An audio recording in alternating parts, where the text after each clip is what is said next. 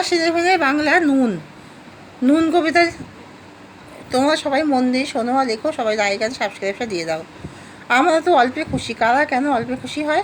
সমাজে নিম্নবিত্ত মানুষেরা অল্পে খুশি হয়।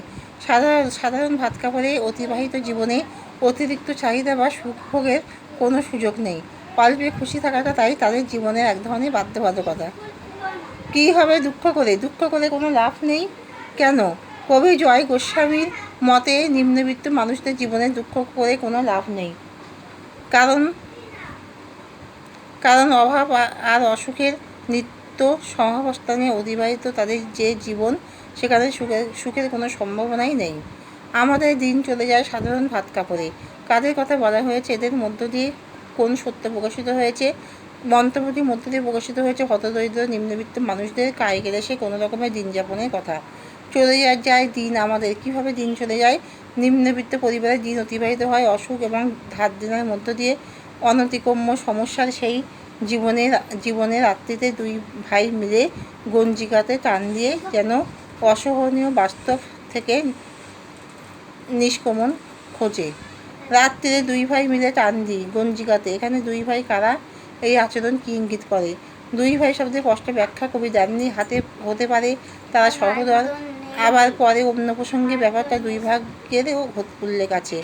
বাস্তবে জীবন যন্ত্রণাকে ভুলে থাকার জন্য মানুষ নেশার ঘোরে আত্মনিমজ্জন করে, আর তখন যন্ত্রণাক্লিষ্ট মানুষগুলোর জীবনে সামাজিক সম্পর্কগুলোর অবস্থানও এলোমেলো হয়ে যায়। এই ইঙ্গিত উল্লিখিত অংশে পাওয়া যায়। সব দিন হয় না বাজার। অধিকাংশটির তাৎপর্য কি? নিম্নবিত্ত হতদরিদ্র মানুষদের জীবনের অভাব নিত্যসঙ্গী। অল্পে খুশি থাকা তাদের জীবনের নিয়তি। ফলে প্রতিদিন বাজার করা তাদের কাছে বিলাসিতা মাত্র। হলে হয় মাত্রা ছাড়া। কিসের কথা বলা হয়েছে?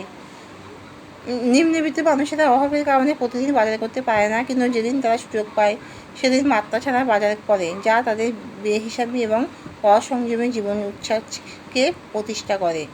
বাড়িতে ফেরার পথে কিনে আনি গোলাপ চারা। এই গোলাপ চারা কিনে আনার তাৎপর্য কী? নিত্য অভাবের মধ্যেও একজন নিম্নবিত্ত মানুষের যেদিন উপার্জন সম্ভব হয়, সেদিন তাকে দেখা যায় জীবনকে উদ্যাপন করতে। প্রতিদিন যার পক্ষে বাজার করা সম্ভব নয়, তাকে দেখা যায় মাত্রা ছাড়া বাজার করতে এবং বাড়িতে ফেরার পথে গোলাপ চারা কিনে আনতে। অনেক অভাবের মধ্যেও যে শখকে সে মনের মধ্যে লালন করে রেখেছিল, তা পূরণের স্বপ্ন থাকে এই গোলাপ চারা কিনে আনায়। কিন্তু পূর্ব কোথায়? কিসের কথা বলা হয়েছে? এর মন্তব্যটি আলোচনা করো। নিম্নবিত্ত মানুষদের মনের মধ্যে তার শখকে বাঁচিয়ে রাখে নিম্নবিত্ত মানুষজন। সে কারণে সুযোগ পেলে সে গোলাপ চারা কিনে আনে, কিন্তু কোনো রকমের মাথা গোঁজার ঠাঁই জোটে না।